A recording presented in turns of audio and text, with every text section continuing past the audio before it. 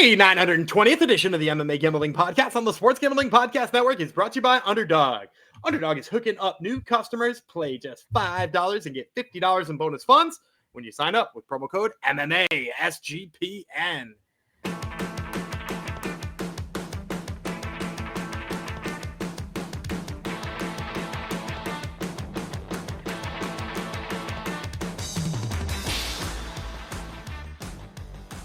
Howdy ho, degenerinos. Welcome to episode 920 of the MMA Gambling Podcast on the Sports Gambling Podcast Network. Who should I dedicate it to? Let me see. Let me find someone on the old... all right, YouTube. CXTTERZ. How do you pronounce that, Gumby? CXTTERZ. Yeah. Sikturzik, who just says, thanks, fellas, which was... Right on. That's all we need. Thanks for watching. Thank you, everyone, for coming to the episode. I am still... Mr. PIMP, Jeff Fox. That is Daniel Gumby Vreeland. This is part 2 of our UFC Fight Night, Ulberg versus Reyes, aka UFC Perth breakdown. Yesterday was all about the 8 prelim fights. A lot of dogs. Gumby and I basically half the fights. We were in on 4 dogs each, right? I think. Yeah. Not the same one. So go back and listen so you can hear us pick it a little bit. Yeah. So a lot of dogs. Hopefully, will be barking. Thoughts on the main card, Gumby? Is dog heavy for you or not as much? A little bit less, but I will say, I'm actually just excited about the stylistic matchups here. Like, I know we're a little bit joking about how Perth got a worse card than they usually do, but this has got, first of all, 14 fights, and then second of all, and it lost a fight too, right? It was originally 15, right. I think. Yeah, we had a Ebol Erslan, amazing, yes, right. Co-main event, Ebol Erslan versus Junior Tafa was going to be the co-main event, I think. The other Tafa. The other Tafa. Fantastic. No. So like, there's a lot of fights, but they're also like, they're delightful in how dumb they are at certain points in time, and they're like just like fun stylistic matchups. So I'm excited for it. Delightfully dumb. There's an episode title, and hopefully that's what we get in Australia. So exactly the fight I'm talking about. That's delightfully dumb too, right? Let me see. Is it the third one we're going to talk about? No, any fight with Neil Magny and it's it's not Neil Magny. Neil Magny. No, of course, a dumb fight. Is it the heavyweight fights are always dumb? Of course, it's the heavyweight. Yeah, there you go. Okay, yeah, duh. Don't overlook the heavyweight fight. Yeah, we're going to talk about always dumb. Yeah, exactly. All right. Well, we should probably jump into it after I remind you, ladies and gentlemen, that you can get us in the App Store. SGPN app is free. It's got all our picks, all the podcasts, all the good stuff. So go to your App Store, type in SGPN, download our app for free. You can win stuff too. Usually, the bosses are always giving away stuff too, so they're generous that way. All right, let's give you some picks. Speaking of giving you some stuff, UFC Fight Night, Ulberg versus Reyes is going down Saturday for people on the 3/4 of the world. Sunday for people down under in Perth, Western Australia. 7 p.m. is the start time for the prelims. So the main card is 10 start time. This is ESPN Plus for both of them. They're running out of time. Almost last time I'm going to be saying that. RAC Arena in Perth, Western Australia. 14 fights, it's going to be said. Big fight card. We are covering the top 6 now for you, starting with 155s. Tom Nolan. Aussie versus Charlie Campbell from the United States of America. That's a pretty good American name, Charlie Campbell. We'll tell you about him first. He is the cannibal. 9-2, 6. A lot of cannibals in your country, Gumby? Not that I've ever met. Okay, good. Yes. You don't meet too many cannibals. He's 9-2 with 6 knockouts. He's been knocked out once. 2-0 in the UFC. He's taking his fight on short notice. Danger. And he has not fought in over a year. That's a double whammy. He has not fought since April 2024. However, he's won 3 straight in 8 of 9. He's not lost since August 2022. 0-1 in Contender Series because he was beat by Chris Duncan. There you go. You're sad about that. He was beating the hell out of Chris Duncan in that fight. That is, by the way, if you've never seen it, and it's probably available on ESPN Plus or UFC.tv, whatever, old database you have of those fights. It is by far the worst camera work by the fine people at Dana White's Contender Series because they show Charlie Campbell in the replay like he has Chris Duncan on skates. He's going to knock him out. He runs in, eats one counter because he just got like a little bit too excited. And he gets flatlined by Chris Duncan, which in retrospect, not a bad loss, right? No, like Chris that's Duncan kind of Chris Duncan's MO as well. Yeah, and so like get beat up and then knock a guy, and then or get beat up and jump a ghillie. But like in this case, he was, he had it out, like he was just about to win the fight, eats a counter, and then the cameraman zooms right in on Charlie Campbell's family. Like they thought it was Chris Duncan's family, so they're all like, "No!" It's like, what are they doing? Why would they zoom in on that? It's obviously not the person who won's family. Yeah, not good at all. So that's who beat him up on Contender Series. He went 2-0 in Bellator, RIP. He's fed at 145, 2-0 as a pro grappler. Better striking and grappling stats than Nolan. He's outstruck his opponents by 1.82 strikes per minute. He's at plus 134. Big Train Nolan is 9-1 with 5 knockouts. He's been knocked out once. 3-1 in the UFC. He's won 3 straight. 1-0 Contender Series. 3 inches taller than Campbell, an inch of reach advantage over him. 5 years younger, more active landing strikes. He's outstruck his opponents by 0.97 strikes per minute, minus 145. Give me the hometown hero. Give me Big Train Nolan here. Obviously, like I said, breaking down Campbell, there's double whammy here, short notice and being out over a year. That's a couple things that aren't conducive to winning. I like that Campbell's bigger and younger, obviously. It's catnip to me as well. And I like his resume a bit better. So give me the Big Train. I'm going to go Charlie Campbell. For me, the difference is just like a really low level of opponents against for Tom Nolan, and not only a low level of opponents, but like a low level of opponents who largely couldn't wrestle him. Like he had a little bit of trouble with, what was it, Alex Reyes, Dom Reyes' little brother, who was like 0-27 in the UFC or something like that, and like he didn't look great against Victor Martinez. Nicholas Moda punched him into next week, and that guy was at like a 4-inch reach disadvantage in that fight.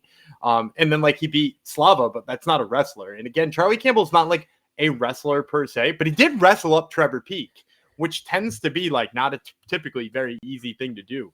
He's got a really nice straight right hand that he uses. His takedown D holds up too. Not that he's going to really need it in this fight, but like I like the way he grinds in the clinch and stuff like that. Like he does a really good job of making a fight real ugly. And as I said before, like, yeah, the record maybe is 9-2 with a loss on Contender Series, but he was this close to beating Chris Duncan, who is what? Is he a top 10 guy yet? Like he's moving in on it at the lightweight division and the run he's on. So like Charlie Campbell can take it to that guy and stun that guy. There's no reason to think the guy who just, well, not that recently, but some semi-recently got knocked out by Nicholas Moda can't eat one of those too. All right, there you go. This was a tough one for me to pick, so no shame in taking Charlie Campbell here. All right, we're going to the big boys now. The fun fight. Heavyweights, Louie Sutherland from Scotland, Justin Tafa from Australia. Let's break her down by telling you about the newcomer first, Sutherland, the Vanilla Gorilla. Oh, what a great nickname. That's what we've been missing having one of those. Yeah, we have. Thank God. He's 10-3 with 8 knockouts. He's never been finishing it. He actually, nickname fits for him, though. He's as better big than as it did for Chase, for sure. Definitely. 10-3 with 8 knockouts. Never been finished himself. This is his debut, as I said. He's won 4 straight and 5 of 6. TKO win in his last belt. Multiple region championships on his mantle. Correct. Get a shirt, get a merch, sportsgamblingplugs.com/store. 101 in PFL, 0-1 in Bellator, RIP. 3 inches of height, advantage over Tafa, 2-inch reach advantage, plus 105. Bad man, Tafa, 7-5 with 1 no contest, 7 knockouts. He's been knocked out twice, 4-5 with 1 no contest in the UFC. He has lost 2 straight. Before that, he went 3-2 with 1 no contest. Got TKO'd, finally. Someone stopped him in his last fight. He has not won since September 2023. He's missed weight at heavyweight. He was the first one ever in the UFC to do that. Regional champ, minus 114. Yeah, this is Justin Tafa all day for me. Not for me. Oh, really? Yeah. Do you like what you've seen from Louie Sutherland? Well, it's heavyweight, first of all, so no. Yeah. Okay. Yeah. I think he's faster. He's fast, but it's not precise. It's charge in. Yeah, it's like charge in with your chin forward and throw your arms. He grapples side, a bit, like he grapples the and TKOs. Does people. he grapple though? Not well. and not often. You think you have to grapple? And I'm worried about Tafa's damage he's taken, but this is your time to break down, not me. So I should. No, I mean, like you're allowed to give it back to me. Like I give it back to you when you say things I think are dumb. But I'm worried about Tafa's chin now. He's finally maybe he's paying the bill now for all. I'm worried about Louie Sutherland throwing punches like Todd Duffy did against Frank Mir, because like that's pretty much what he throws. And I'll also just say this too: Louie Sutherland got insanely jacked like 4 fights ago. Like nothing but traps. His Tapology pictures nothing really but jacked. No, and like I'm pretty sure I shared a Twitter post in the Discord, which you could have checked out. That had his like a picture from him post fight like 5 fights ago, and then one from him recently, and it's like it's freaky. Like in draw your own conclusions. I'm not saying as long as nothing happens before the fight, that's fine. As long as I catch my back before anything comes down. But my point is that like, how is he going to be able to maintain like a kickboxing fight, or what if Tafa gets up from one of these takedowns? Like, yes, he's been able to steamroll all of these dudes in Levels Fight League really well, right? But like, what happens when he runs into somebody who stuffs one of those? What happens when he has to take somebody down a second time? You know, because like anytime he's had to go deep into a fight with somebody who can like push him, he sucked, right? Like the Moreno Casapor fight, right? And granted, Moreno Casapor is the Aries champ now, but like, you know, handled him easily. You know, what was it? Slim Trabelsi handled him easily, and I think the other one lost is Abraham Babley, right? Or is it or is the other former Aries champ? It might have been the other former Aries champ, the other big guy. Let me see. Baffley, right? It was Slim, like you said. It was Casapor. It was Babley. Right? Abraham Babley. Yep. Yeah. So like anybody who can get up from a takedown attempt or like, you know, force him to work have basically handled him. And now, granted, he is much more muscular. Tafa's going to do that. I mean, I just think like Tafa's going to make him get up or make him work. I just think if he takes him down once, like, has anybody just like? Let me go back and look before I say this, because now has anybody just taken down Justin Tafa and pounded him out in the first round? Justin Tafa, apart from being last fight, instead of partly being just like flash knocked out by Taliesin Teixeira in 35 seconds, no, it was an elbow up close, right? That's right.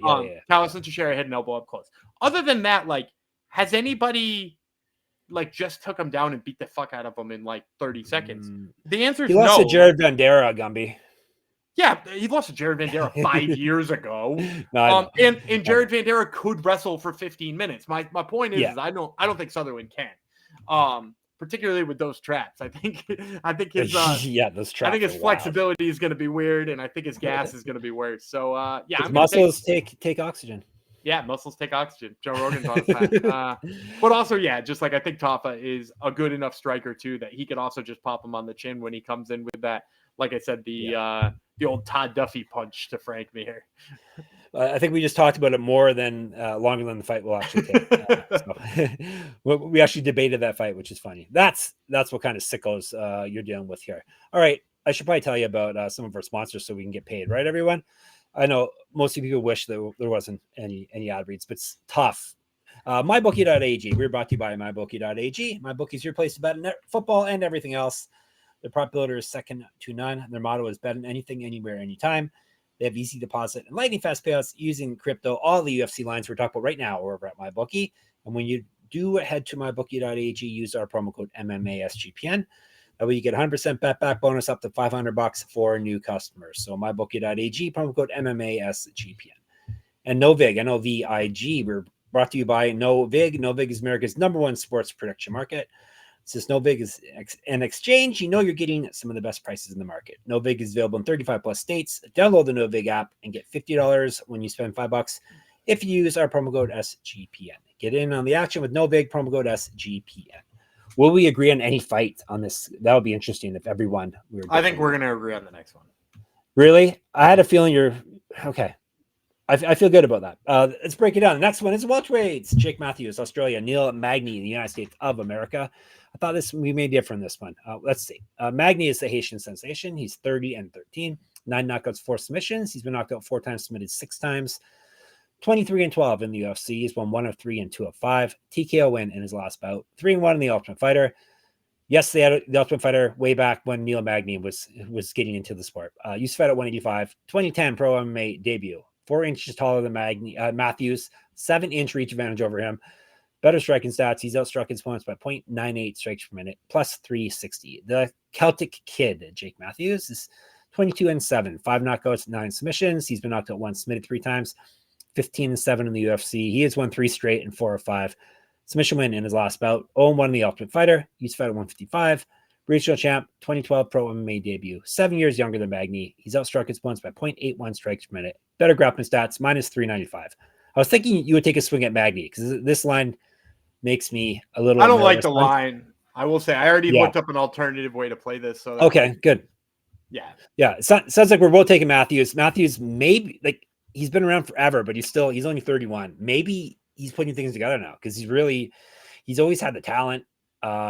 And like he's a pretty well-rounded fighter, and he's starting to actually win fights now, which is an important thing. He's only lost 7 fights overall, so it's not like he's been having a bad career. I'm worried. Even though Magny won his last bout, still he's on his way out, and you got to worry about the damage he's taken and whatnot. He always is a tough opponent, regardless whether he's 95 years old. He's going to be a tough opponent, but I like what I've seen from Matthews lately. I think he can solve this Magny puzzle, and I will take him. Like I said, I'm not going to take him at minus 395, but Gumby has a play first, apparently, that we can take him. Yeah, so I mean, I'll start with that. I think the easiest way to play this right now that I saw was the over 2.5 right now is negative 145. It doesn't matter what side you're on. You could be terrified that Neil Magny is going to win this fight and pull this out, but like even at that point, like still it's over 2.5, right?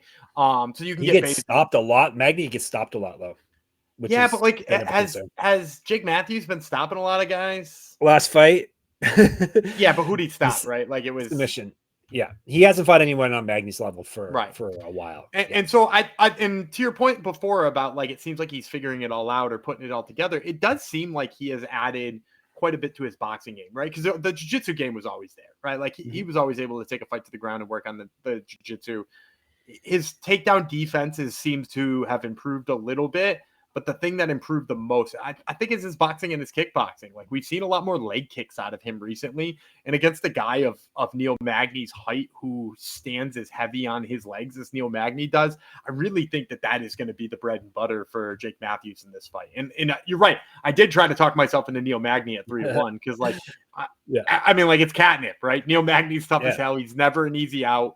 But like ultimately, I think that improvement in the boxing was the thing that kind of swung me over there. Is I just think like that leg kick is going to be there time after time after time, and when it is, like I think he wins the fight that way.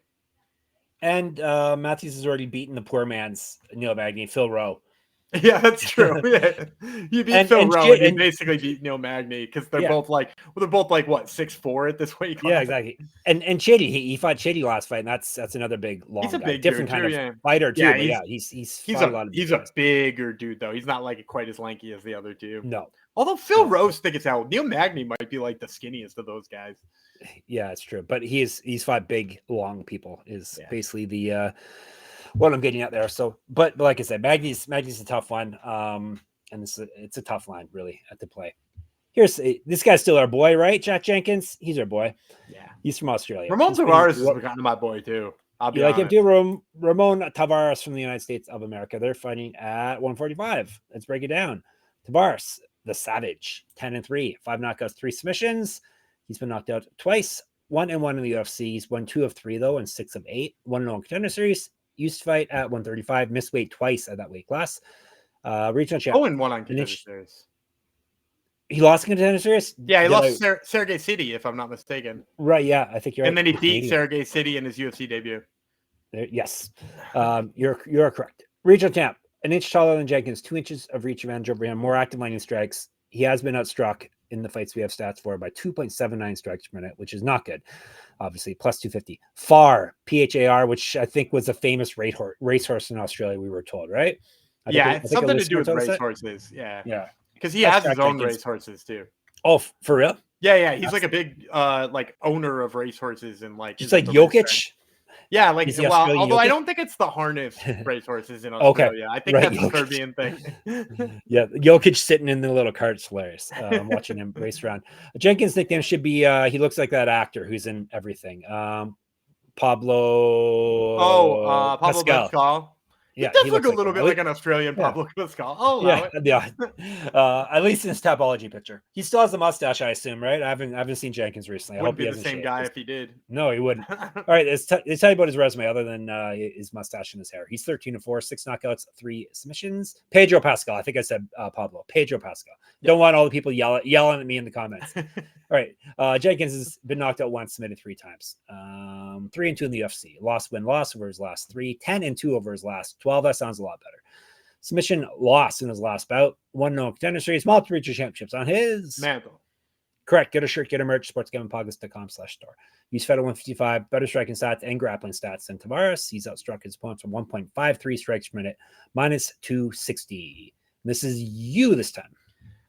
Yeah, this is another one where I almost got myself in on the dog because I do like the boxing of Ramon Tavares, but ultimately, like, it's the well-roundedness of Jack Jenkins that I like here. You know, like he's like when it's not working, the wrestling's going to come out. You know, when it's and that's if it's not working too, because we kind of saw with Ramon Tavares, if you can pick him apart and like frustrate him a little bit early, he like kind of psychs himself out. That's what happened in that Davy Grant fight. Davy Grant just like smacked him around a couple of times early, then made him swing and miss.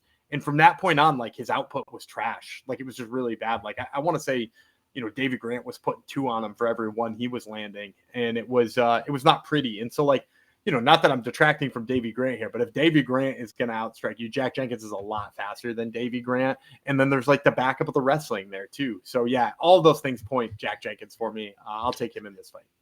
We got another innocent bystander catching shrapnel. This time. No, I love Davy Grant. Don't. Yeah, I know you do. I'm not hating on Davy Grant. Don't do that to me. All right, I would take Double J as well. Yeah, I really like him, obviously, not just because he's a fun fighter, but yeah, Double J, Jeff Jarrett. Do you know who babysat his kids like 20 years ago or so, maybe even more than that? Did you know who the regular babysitter was? Taylor Swift. Oh, really? How crazy is that? Wild. Yeah. How wild is that? Anyhow, this the other double. I'm Double J as well, Jeffrey James. Anyhow, I'll take Jenkins. Like you said, he's well-rounded and dangerous everywhere as well. As long as he doesn't dislocate his own shoulder, then he'll win the fight. So Jenkins is the pick. I want him to win. It's the world's more fun when Jack Jenkins is winning fights. So, all right, Jeff Jarrett came up in our podcast. Imagine that. Co-main event: Jimmy Crute in a co-main event, and Ivan Erslan in a co-main event. A guy who took a little bit of heat on our prelim episode. Yes, usually we like to judge our cards by the co-main event. So this card's better. This is a replacement co-main though too. Yeah. Jenkins was originally up there, but they bumped him down. Anyhow, Jimmy Crute, he's from Australia. Ivan Erslan is from Croatia. They're fighting at 205. Yes, both guys are still in the UFC, at least for now. This could be a loser leaves home match. We'll see. Erslan. Yeah, that's true. If Erslan loses, he is gone. He's 14-5 with 1 no contest, 10 knockouts, 1 submission. He's been knocked out once, submitted once, 0-2 in the UFC. That's why he'll be gone. Plus, contender series season, so they have to clear some space. So he's lost 2 straight and won 1 of 4 and 2 of 6. Used to fight at heavyweight, 2015 pro MMA debut. He's been outstruck by 2.67 strikes per minute. That's kind of why you lost, probably. Plus 160. Jimmy the Brute Crute, 13-4 and 2. 13-4 and 2. He's got 2 draws. 5 knockouts, 5 submissions. He's been knocked out twice, submitted twice. 5-4 and 2 in the UFC. 1-3-2 over his last 6 fights. That's impressive. Getting 2 draws in 6 fights, very impressive. Submission win in his last bout, though. He's not lost since July 2023. He took a little time off there. 1-0 contender series, regional champ, 2-inch reach advantage over Erslan. 5 years younger, better striking stats, more active landing strikes, better grappling stats, and he's outstruck his opponents by 0.49 strikes per minute, minus 170. This is actually probably a pretty good line here for Jimmy Crute. He's a pick here. There's not a heck of a lot of fighters I would pick him over at this point, but Erslan I would. I don't know why you're writing him off as if he sucks. Why are you talking about Jimmy Crute like he's not good anymore? I picked him. What more do you want from me? Yeah, but like you're talking about it like we're trying to twist your arm. He fought a guy who has been taken down 3 times by Navajo Sterling, who doesn't have a wrestling game to speak of. And here you go. Like you're making it sound like it was like the worst thing in the world that you could do is take Jimmy Crute in a fight. Fine, like, I'll make him my lock of the week. How's that? Well, yeah, I mean, he was already gonna be mine, so it doesn't matter. But like, yeah, like he's still a really good fighter, and like apart from like some really weird results in which, the couple of draws and stuff like that. And, he had a rough run of luck. He got caught by a punch from Jamal Hill, but like lots of people got caught from punches by Jamal Hill. Famously, you expected Khalil Roundtree to get hit by Jamal Hill. So, I'm not counting him out because of that and a couple of rough fights where he got caught by punchers. Here he's fighting a guy who doesn't have takedown defense. He's got great takedowns and good submissions. Was it him that submitted Paul Craig? Like he submitted Paul Craig off his back, if I'm not mistaken. Like this is a guy with tons of potential too. We were just talking about Jake Matthews, been in the UFC for 100 years, only 31, and maybe we shouldn't be writing off Jake Matthews. Jimmy Crute's been in the UFC for 100 years. He's 29. Like he's a light heavyweight. Like he's probably just entering his prime. So, of course, I'm taking Jimmy Crute here. All right, Jimmy the Brute Crute. All right, main event time. After I tell you, I haven't told you about Underdog yet this episode, have I? Underdog Fantasy. It's a great place to play fantasy pick'em, where you can win up to 500 times your entry. Simply pick higher or lower on your favorite player's stats. It's available for a ton of sports. Gummy probably has to play for you for some sport. Yeah, baseball's running out of time, so we got to hit you with those. I'm going to tell you the name of a pitcher, Jeff, and you tell me if you know the team he plays on or whether or not I made him up. Do you know Braxton Ashcraft? I know George Ashcroft, but no, I don't know Braxton Ashcraft. It sounds like a mix and match player. All right. So Braxton Ashcraft, pitcher for the Pirates, actually been putting up pretty nice numbers. They've been using him as a piggyback starter once in a while, but he gets his own start against the Reds on Thursday. I'm going to take the higher than on his strikeouts. All right. Take that play and listen to this. Underdog's got a brand new offer for new customers. Play just $5 and get $50 in bonus funds when you sign up with our code and only our code MMA SGPN. And then we talk about Rhythm, RITHMM. Rhythm is off to a great start in college football and the NFL. Rhythm has introduced a leaderboard with weekly cash prizes just for tracking your bets in the app. Track 5 bets of the same type from any model you build, and you can win $1,000. Gummy's going to give you a play right now, probably from Hot Football. Yeah, I've been trying to give you the football ones. Let's go. Where do I want to go with this one? Let's take the most absurd line I saw in week 4, and that's the Buffalo Bills laying 15.5 against New Orleans. Wow. New Orleans is pathetic. They're not very good. Yeah. Spencer Rattler is still inexplicably a starting quarterback in the NFL. They're going to be up against the 3-0 Bills at home in Buffalo. I still think they can cover the 15.5. The Bills can. So give me the Bills laying the points. I think they get it done here. I'm visiting their fine city on Saturday as well, so maybe I'll be good luck. Buffalo. All right, let's see if Rhythm agrees with Gumby. Use our promo code SGPN25 when you download the Rhythm app for 25% off your first month. So download Rhythm, RITHMM, and use promo code SGPN25. Main event, Carlos Ulberg, New Zealand and Australia. He's one of those city kickboxing people are both, but he is from New Zealand, but he trains in Australia. Dominick Reyes, he is from the United States of America. Dominick Reyes is headlining a card, rightfully so as well, in 2025, which is crazy. After you say the rightfully so part's pretty funny. Let's break her down. The Devastator, Dominick Reyes, is 15-4, 10 knockouts, 2 submissions. He's been knocked out 3 times, all in a row. 9-4 in the UFC. He's won 3 straight. Before that, he lost 4 straight. He's won 3 straight via TKO, which is insane. Until you... No, I was going to say when you dive into his play, Anthony Smith, come on. He knocked out Nikita Krylov. Yeah, that's true. The minor. He knocked out a minor. 2014 pro. That's so mean. You shouldn't knock out minors. 2014 pro MMA debut for Reyes. He's outstruck his opponents by 2.04 strikes per minute, plus 219. Black Jag. Ulberg, 12-1, 7 knockouts, 1 submission. He's been knocked out once. 8-1 in the UFC. He's won 8 straight fights. Do you know who his only career loss is to, Gumby? Do you remember? Yeah, Kennedy Nzechukwu. Yep. Didn't age so well. It was really ugly to watch, too. It was really bad. 19-2 as a pro kickboxer. Better. I think that's a partial record as well. He's fought more than that. Better striking stats. More active landing strikes. Better grappling stats. He's outstruck his opponents by 2.56 strikes per minute. Minus 235. And you get to start this one. Yeah, and you're gonna laugh, but I'm gonna go Dominick Reyes. Ooh, really? I can't. Yep. I can't do it.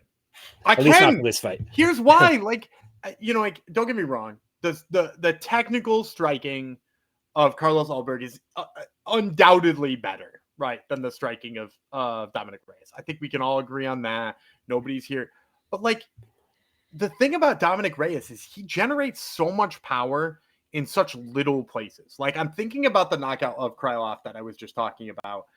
That dude barely threw that punch while backpedaling in like a phone booth. And it knocked him out. So like, it was a no doubter in terms of the way that it knocked him out. And like, Carlos Ulberg just like doesn't have that easy power, right? And we've seen issues with Carlos Ulberg's cardio too, right? Like, how bad did it? And granted, like that fight's a real long time ago, but it was his cardio that cost him in that fight with Kennedy and Nzechukwu. And are there moments where it's been better? Yes. Has he been able to go later into fights? Yes, but nobody's really like tried to push him and make him fight a tough fight. And that's the thing about Dominick Reyes that I kind of love, is that no matter which fight you're talking about, whether it was part of his ugly run or his good run or his good run before his ugly run, like, he always put you in a dogfight, right? Like, that notoriously, that's what he did to John Jones, and arguably could have won that fight. And like, knocked him down. He puts you in a dogfight where you have to be ready to go for 25 minutes because he's dangerous for 25 minutes.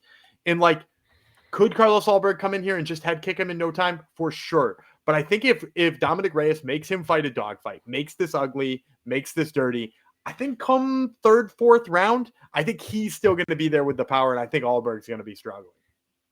I can't hate him on that pick at this point, the way Reyes has looked, but I'm still taking Ulberg. Ulberg has looked less and less impressive as he's moved up, but you know, that makes sense as he moved up in competition. So people hate on people who do that, but like, that's the normal trajectory, right? Yeah, exactly.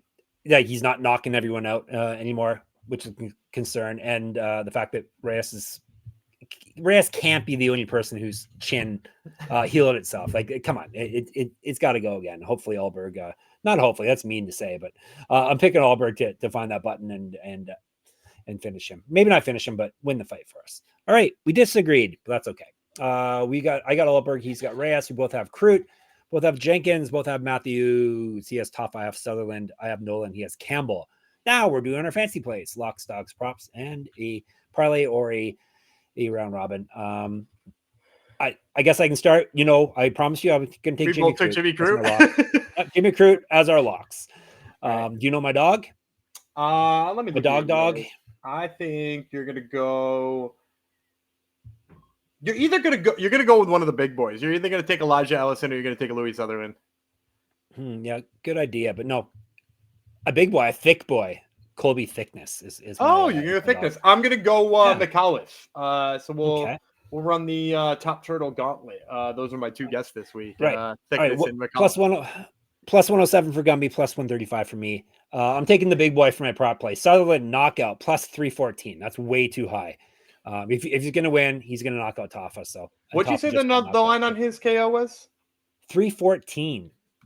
Yeah, that's probably the path to victory there. Yeah. Exactly. In like maybe just TKO too. Like, you don't even have to worry about KO. Yeah. I'm picking Tafa in that one. But my official prop here, I'm gonna hit the spreads up because while I've been all right on the just exact finish props, the spread is the one that's calling to me here. I'm going to take Alexia Thainara minus 3.5. I think she's going to a Discord pick, right? Yeah. Oh yeah. Somebody mentioned it in the Discord, and I had to look it up. Pooler, my guy Pooler was like, "Hey, I wonder what Thainara is," and I was like, "Yo, that's a good point." And then when I looked it up, only negative 125 on her, negative 3.5. I would not be shocked if she finishes the fight, and then you don't have to worry about the judges' scorecards. And if she doesn't, like, the idea of her just grinding out 3 rounds here seems pretty obvious. So yeah, I'll take Thainara laying the points. All right, so we got Crute as both of our locks. He's got McAuliffe. I got Thickness as our dogs. He's got Thainara minus 3.5. I have Sutherland knockout. All right, Hungry Man Jong Sumpling coming up. Oh, we're going to go parlay. There were other props I like that I almost threw in there. Thickness's submission at 600. I'll just shout out. I also like Bedoya's KO, which is 325. Both things I considered throwing in there. But I ultimately just settled on 2. I'm going to take, it's kind of double dipping with my prop here, but I'm going to take Thainara inside the distance. It's 215 right now for her inside the distance. I really like that number. I'm not sure if she gets a KO or a sub because while she's got a ton of subs, wouldn't surprise me to see a ground and pound TKO here over Lomaluk Bume too. And I'm going to pair that with a fighter in the second fight. So we'll be done with our Hungry Man Jong in 2 fights. Nice. I'm going to take the KO prop on Snack Panther. 260 right now in the KO prop on Snack Panther, which does Nice. not suck. You know, I kind of like that one. And so if you pair those two together, you're going to get 1034. Whew. All right. Make sure you're in the Discord early on Saturday so we all can celebrate our Hungerman Jong win. Thainara inside the distance, Ellison knockout plus 1034. Gumby's due. All right. Like I said, Discord, sportsgamblingpodcast.com/Discord is where you can check us out, get more of us, as well as YouTube. You can hit us up at MMA Gambling Podcast in the comments. I actually am due for a video for you people for Underdog for this event. So if I remember to do that after recording this, you'll have that up on our YouTube channel. Of course, Twitter, SGPN MMA. He's at Gummy Real, and I'm at Jeff Fox Writer, at Jeff Fox Writer on Instagram as well. Check out my Substack. You can enter my UFC Perth contest. We told you who's going to win and how. So now you can win my contest for free by going to moneymma.substack.com. Gumby has a podcast called Top Turtle. He interviews some people we just picked. Actually, people we are dogs, right? Yeah, our dogs of the week, Colby Thickness and Jonathan McAuliffe. So check out Top Turtle, and we're at sportsgamblingpodcast.com, sportsgamblingpodcast.com/store, sportsgamblingpodcast.com/Patreon. Back tomorrow, actually today. We're going to drop it today, aren't we? Yeah, a couple hours from now. Week 8 Contender Series, and they got 6 fights on the card too. So we'll talk about that off there. We'll talk about that off there. Maybe 5. Until then, Big Train, Jeff Fox, Bitsy farewell. The Vanilla Gorilla, Gumby Vreeland says bye. Also, adios.